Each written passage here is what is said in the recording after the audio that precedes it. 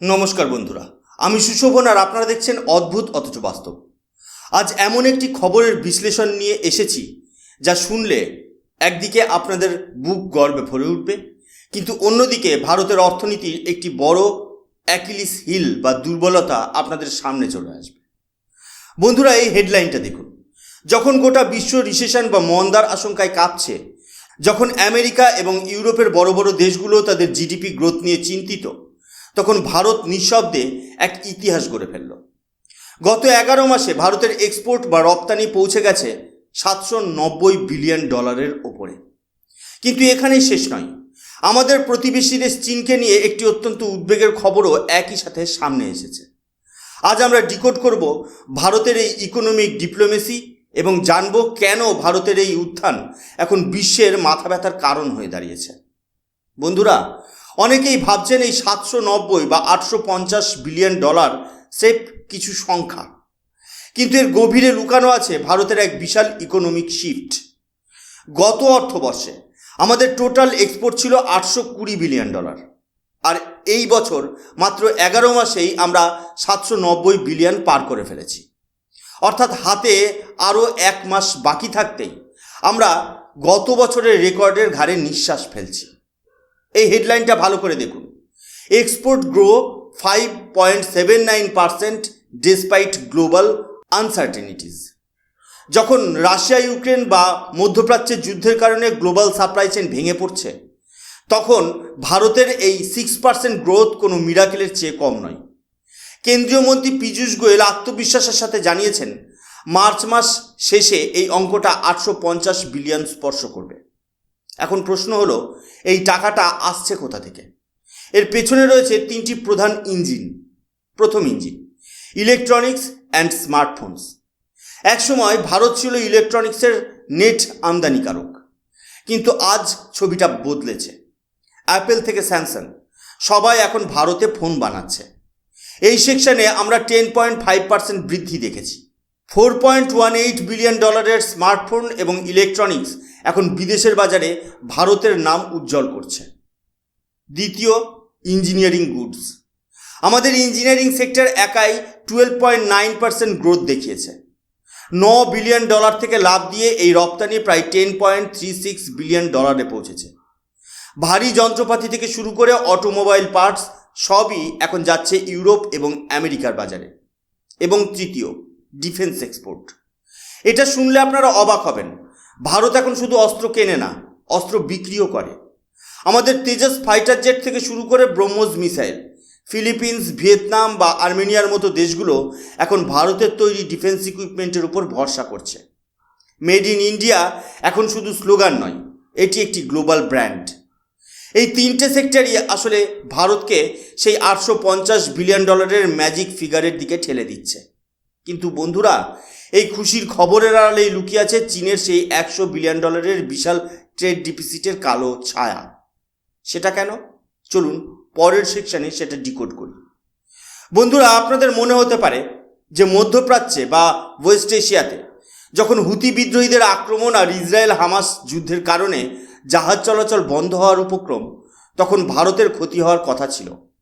কিন্তু অদ্ভুত হলেও বাস্তব যে ভারত এই সংকটকেও নিজের সুযোগে বদলে নিয়েছে। এই হেডলাইনটা দেখুন। ফ্রেইট কস্ট বা জাহাজ ভাড়া 250% বেড়েছে। সাধারণ বুদ্ধিতে মনে হবে ভারতের রপ্তানি কমে যাবে, কিন্তু না।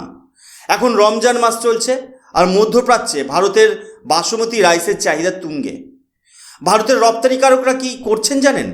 তারা এই বাড়তি জাহাজ ভাড়ার বোঝা সরাসরি বিদেশের ক্রেতাদের উপর চাপিয়ে দিয়েছেন।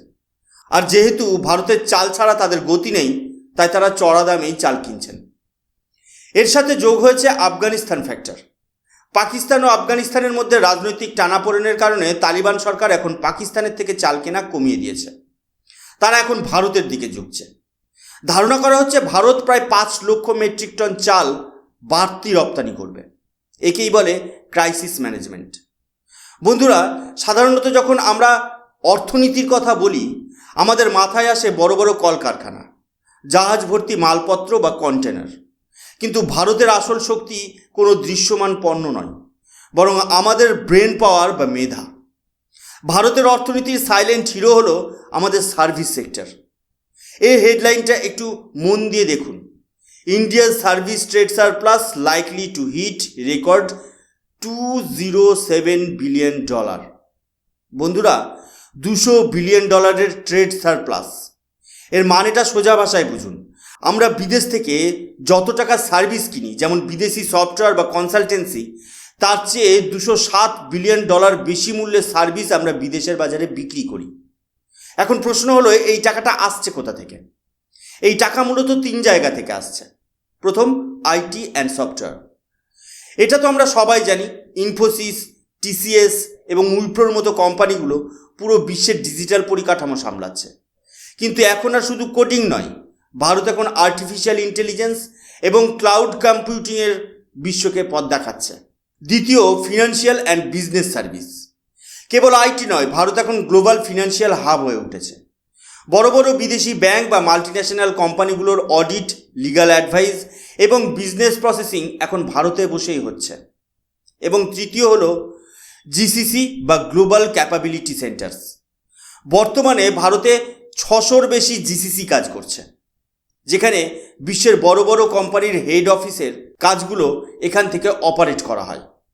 এই যে বিপুল পরিমাণ বৈদেশিক মুদ্রা ভারতে ঢুকছে, এটাই হলো আমাদের অর্থনীতির অক্সিজেন। কেন জানেন? কারণ চীন থেকে আমরা যখন প্রচুর মাল ইম্পোর্ট করি, তখন আমাদের পকেট থেকে অনেক ডলার বেরিয়ে যায়। সেই ঘাটতি বা কারেন্ট অ্যাকাউন্ট ডেফিসিটকে বুঝিয়ে দেয় আমাদের এই সার্ভিস সেক্টরের রায়। সহজ কথায়, আমাদের সার্ভিস সেক্টর যদি আজ এই $200 বিলিয়ন সারপ্লাস না দিত, তবে ভারতের রুপির দাম ডলারের তুলনায় হয়তো অনেক বেশি পড়ে যেত। এবার আসি আসল টুইস্টে। যেখানে ভারত বিশ্বের কাছে রপ্তানি বাড়াচ্ছে, সেখানে চীনের কাছে ভারত কি নতি স্বীকার করছে? এই হেডলাইনটি আমাদের জন্য একটি রেড সিগন্যাল। ইতিহাসে এই প্রথম চীনের সাথে ভারতের ট্রেড ডেফিসিট বা বাণিজ্য ঘাটতি $100 বিলিয়ন ছাড়িয়ে গেছে। এর মানে হলো, আমরা চীনকে যত টাকার মাল বিক্রি করি, তার চেয়ে $100 বিলিয়ন বেশি টাকার মাল চীন থেকে কিনি। কেন এমন হচ্ছে? এর কারণ বুঝতে হলে আমাদের 1990-এর দশকের গ্লোবালাইজেশন বুঝতে হবে। চীন গত 30 বছরে নিজেকে ওয়ার্ল্ড ফ্যাক্টরি হিসেবে প্রতিষ্ঠিত করেছে। ভারত যখন সফটওয়্যারে মন দিয়েছিল, চীন তখন ম্যানুফ্যাকচারিংয়ের ইকোসিস্টেম তৈরি করে ফেলেছিল। আজ আমাদের এসি, ফ্রিজ, এমনকি ফার্মাসিউটিক্যালসের কাঁচামাল বা এপিআইয়ের জন্য চীনের উপর নির্ভর করতে হয়। ফেব্রুয়ারি 2026-এর ডেটা বলছে, চীন থেকে আমাদের ইম্পোর্ট 30% বেড়েছে। যদিও আমরা চীনকে রপ্তানিও বাড়াচ্ছি, কিন্তু আমাদের বেস এতটাই ছোট যে এই ঘাটতি মেটানো কঠিন হয়ে পড়ছে। এটা কেবল ব্যবসা নয়, এটি একটা জিওপলিটিক্যাল ট্র্যাপ।